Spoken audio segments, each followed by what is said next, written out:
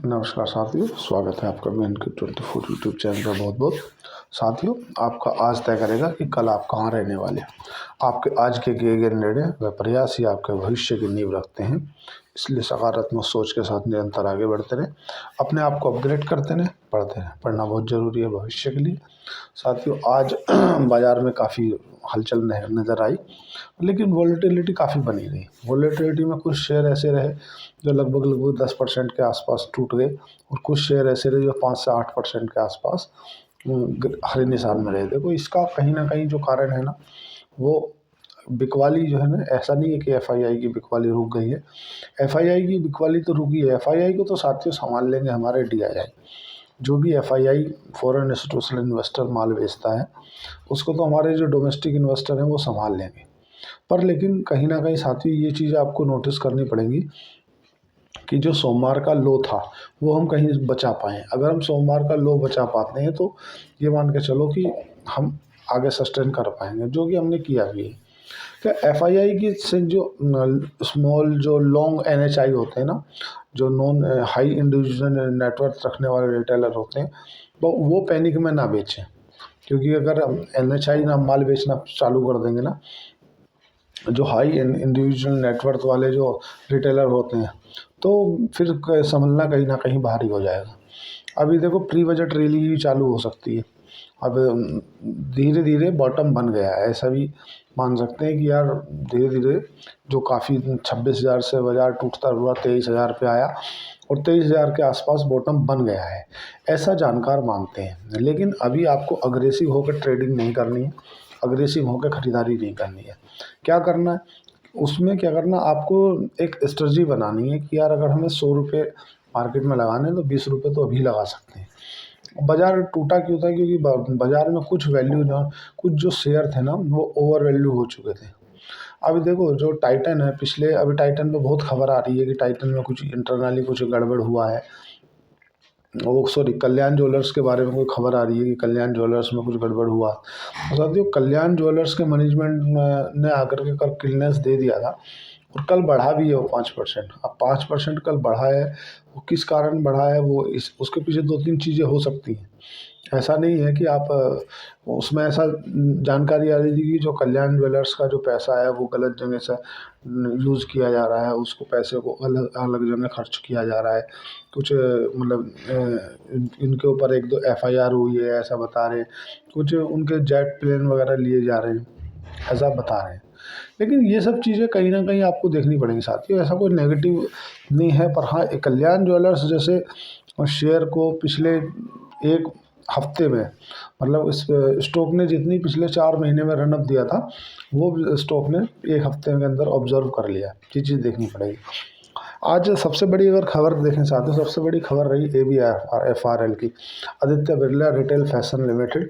उसको 1227 करोड़ रुपए जुटाने की मंजूरी मिल गई है सेबी से, जो कि 317 रुपये के प्राइस बैंड पे 4 करोड़ 82 लाख 4 करोड़ 82 लाख शेयर जो है वो मार्केट में ओपन मार्केट के जरिए बेचेंगे। तो ये उनको मंजूरी मिली है। अभी बजट में साथियों, बजट में आपको टेक्सटाइल रिलेटेड जितनी भी इंडस्ट्री में कंपनियां हैं जो टेक्सटाइल का कोई व्यापार करती हैं, उन पर नज़र रखना बहुत बेहतर रहेगा, क्योंकि टेक्सटाइल में वो सरकार कुछ दे सकती है। अभी भारत के जो वर्तमान में बांग्लादेश से संबंध थोड़ा अच्छे नहीं चल रहे, और बांग्लादेश से ही भारत का अधिकतर टेक्सटाइल से व्यापार होता है। तो टेक्सटाइल से रिलेटेड भारत में कुछ उनकी मशीनों पे, इक्विपमेंट पे कोई छूट दे सकती है भारत सरकार। और एक रिन्यूएबल प्लांट लगाने वाली है, उस पर भी कहीं ना कहीं छूट मिल सकती है। आईजीएल के ऊपर न्यूज़ आ रही है कि आईजीएल में क्या हुआ। आईजीएल का नेक्स्ट टारगेट साथियों 380 का हो सकता है। आप मेरे को देख करके किसी भी शेयर में ना तो खरीदें ना ही बेचें। मैं तो आपको जो जनरली मेरे को लगता है वो बता रहा हूँ।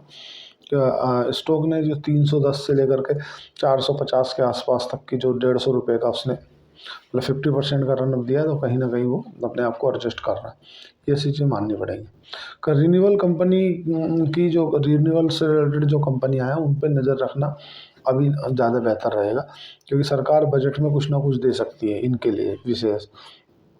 अब बात करें साथियों बाजार की, तो बाजार में क्या 23,150 के जैसे ऊपर अगर बाजार मजबूत है, बना हुआ है, मतलब 23,200 के आसपास अभी है, तो अभी घबराने वाली बात है नहीं। और 48,800 के आसपास तुम्हारा बैंक निफ्टी है, तो वो भी सही है। अभी ऑलमोस्ट दो तीन चीज़ों से आज बाजार में स्थिरता है। पहले तो ग्लोबली जो संकेत है ना वो काफ़ी अच्छे हैं। जो डाउ जोन है ना, वो डाउ 221 अंक सुधर के बंद हुआ कल, तो वो काफ़ी है। और जो कच्चा तेल है, जो क्रूड ऑयल है, वो $81 के नीचे बना हुआ है। वो कहीं ना कहीं भारत के शेयर बाज़ारों को स्थिरता प्रदान कर रहा है।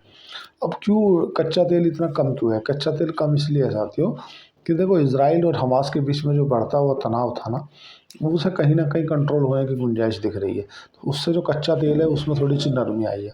कच्चे तेल में नरमी आने से क्या है ना कि हालांकि जो रिस्क है ना वो 15 के ऊपर है, मतलब वोलेटिलिटी इंडेक्स जो भारत के शेयर बाजारों की वोलेटिलिटी को दर्शाता है, रिस्क जो है ना वो 15 के ऊपर है। तो हाँ, अनसर्टेनिटी बनी रहेगी, वोलेटिलिटी बनी रहेगी, पर जब तक रिस्क आपका 12 से 13, 10-12 तक नहीं आ जाता, जनरली जो 10 से 12 के बीच में रहता है तो रिस्क को नॉर्मल माना जाता है। 15 के ऊपर तो थोड़ा सा वोलेटिलिटी बढ़ जाती है, और अगर 20 के ऊपर है तो साथियों, जब तक सीधी सी बात है, कच्चा तेल अगर आपका ऊपर नहीं हो जा रहा तो उतने घबराने की बात है नहीं। 23,250 के ऊपर निफ्टी अपना खुला तो 17 पॉइंट सुधर के और उतने के आसपास ही बंद हुआ, इतना कोई खास ज़्यादा फर्क नहीं पड़ा। अब जी की पॉइंट है जो हमारे पास सामने ऐसे क्या फैक्टर खड़े हैं जिनसे भारत को चिंता करनी चाहिए। देखो अभी क्या है कि जो आज से है ना यूएसए के अंदर रिजल्ट सेशन चालू होने वाला है। अमेरिका की जो कंपनियां हैं उनमें आज से रिजल्ट के रिव्यू आने चालू हो जाएंगे। और अभी क्या है कि जो ग्रोथ है यूरोप के बाजार हैं उनमें भी कल से सीपीआई का आंकड़ा आने वाला है। जो कंज्यूमर प्राइस इंडेक्स होता है ना, वो आंकड़ा कल से जारी हो जाएगा यूरोप का, तो वो इफ़ेक्ट करेगा कि किस तरह का आता है। बाजार के जो अमेरिका में जो वर्तमान में कंपनी है उनका रिजल्ट सेशन चालू हो जाएंगे, तो वहाँ पे उन कंपनियों के रिजल्ट का इफेक्ट जो है उनके शेयर बाज़ारों पर देखने के लिए मिलेगा, और उनसे प्रभावित भारत के शेयर बाज़ार भी होंगे। एफआईआई की बिकवाली लगातार जारी है, लेकिन थोड़ी सी कम ज़रूर हुई है। ये है कि अगर एफएनओ फ्यूचर की बात करें तो साथियों, एफएनओ फ्यूचर में उन्होंने 3959 करोड़ की खरीदारी की है, ये थोड़ा सा ठीक है। रिटेल ना बेचे, बस रिटेल निवेशक पैनिक ना करें। एफआईआई बेचेंगे तो कहीं ना कहीं डीआईआई उसके अगेंस्ट में माल उतना खरीदते भी हैं। एफआईआई ने अगर 5,000 करोड़ का माल बेचा तो उसके अगेंस्ट में डीआईआई जो डोमेस्टिक इंस्टीट्यूशनल इन्वेस्टर है वो खरीद लेते हैं। बट अगर रिटेल के जो व्यक्ति हैं, जो उनकी एसआईपी चल रही है, वो अगर पैनिक में माल काटेंगे ना तो वो कहीं ना कहीं बाजार में अनसर्टेनिटी का माहौल बनाएंगे। सीपीआई के आंकड़े आ जाएंगे, उसके बाद से थोड़ा सा बाजार में स्थिरता और बनेगी। और अभी बजट आने वाला है, तो बजट के चलते प्री बजट रैली पेंडिंग है, तो वो भी कहीं ना कहीं दिखेगी। अब बैंक ऑफ महाराष्ट्र के रिजल्ट आ गए हैं। बैंक ऑफ महाराष्ट्र के रिजल्ट है ना, उनका जो ग्रोस एनपीए है वो घट के आया है। ग्रोस एनपीए होता है जो पैसा इन्होंने दे दिया वो पैसा कितने % वापस आया, तो वो घट के आया। मतलब अच्छा रहता है अगर घट के आया, बढ़ के आए तो अच्छा नहीं माना जाता। और जिनको प्रॉफिट है, पिछले क्वार्टर टू क्वार्टर की बात कर रहा हूँ, पिछले क्वार्टर में 1,036 करोड़ का प्रॉफिट हुआ करता था, अभी लगभग 1,400 करोड़ का प्रॉफिट आया है महाराष्ट्र बैंक का। काफ़ी अच्छा रिजल्ट आया है। बजाज ऑटो ने अपना मतलब मार्केट शेयर के अनुसार, जैसे भी अब से पहले बजाज ऑटो ही मार्केट शेयर में पहले नंबर पे हुआ करती थी, उसने अपना ये खिताब खो दिया। अभी वर्तमान में टीवीएस मोटर्स ने अपने मार्केट शेयर ज़्यादा गेन कर लिया है। मार्केट में अधिकतर टीवीएस की कंपनियां की जो गाड़ियां हैं वो ज़्यादा बिक रही है, तो मार्केट शेयर के अनुसार पहले नंबर पे देश की पहली कंपनी बन गई है तुम्हारी टीवीएस। इस तरह से बजाज ऑटो को इसने पीछे किया है। देखो, अगर ओलो ओवर आज मार्केट के कंक्लूजन पे पहुंचे तो साथियों घबराने की बात है नहीं, लेकिन दो तीन सेक्टरों पर नज़र रखनी चाहिए आप लोगों को। अगर मैं आपसे बताऊं, एक तो तुम्हें ये देखना है कि जो रिस्क है ना वो विक्स ना बढ़े। अगर विक्स बढ़ जाएगा तो कहीं ना कहीं प्रॉब्लम क्रिएट कर जाएगा वो।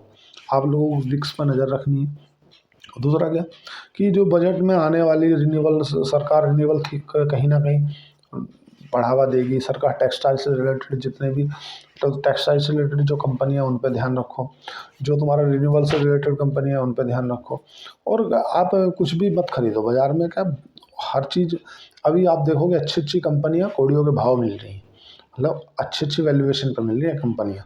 तो आप कंपनियां पढ़ो, नो डाउट, और टेंशन नहीं लो। तो बाजार गिरता है तो एक तरह से सेल के एक आपको मौके प्रदान होते हैं। मतलब अगर देखो, मैंने आज एक आपको सब लोगों के साथ मिल गया होगा, मैंने एक फ़ोटो इमेज सभी को सेंड की है। यथार्थ हॉस्पिटल और सभी जितने भी हॉस्पिटल हैं वो अपनी कैपेसिटी को बहुत बढ़ा रहे हैं। मतलब यथार्थ हॉस्पिटल में 1600 बेड की कैपेसिटी है, वो 2000 अभी आने वाले 2 वर्षों में अपनी 1200 बेड की कैपेसिटी को और बढ़ाना चाहता है और अपने बिजनेस के अंदर कैपेक्स कर रहे हैं। तो हॉस्पिटल इंडस्ट्री में बहुत कुछ चल रहा है और स्टॉक जो है ना वो पिटे हुए हैं। एक दो स्टॉक को अगर छोड़ दो आप, एक दो स्टॉक में अगर मैक्स हेल्थ केयर को छोड़ दो, अपोलो हेल्थ केयर को छोड़ दो, तो काफ़ी स्टॉक हैं जो पिटे हुए हैं। और जैसे यथार्थ हॉस्पिटल है, स्टॉक का प्राइस चल रहा है 400 रुपये, 490 रुपये के आसपास, और हॉस्पिटल अपने कैपेक्स करता जा रहा है। तो ये सब क्या है, सेल है, आपको डिस्काउंट में माल मिल रहा है, बस ऐसा समझ लो। मैं आपको किसी भी स्टॉक को खरीदने या बेचने की एडवाइस प्रदान नहीं कर रहा हूँ। ना आपको मेरे से पूछ के कुछ माल खरीदना है, ना मेरे से आप सुन कर माल को बेच देना है। मैं आपको जो जनरली मेरे को अच्छा लग रहा है, जो मैं आपसे वो बातें शेयर कर रहा हूँ। तो साथियों, इन सब चीज़ों का ध्यान रखना। कंपनियाँ पढ़नी है, पढ़नी बहुत है। अगर आपने कंपनियाँ नहीं पढ़ी तो आप अपने इस बाज़ार में नुकसान कर लोगे। पढ़ना बहुत आवश्यक है। साथियों, आज के लिए इतना ही। चैनल को लाइक करें, सब्सक्राइब करें, कमेंट करें। धन्यवाद। Thank you.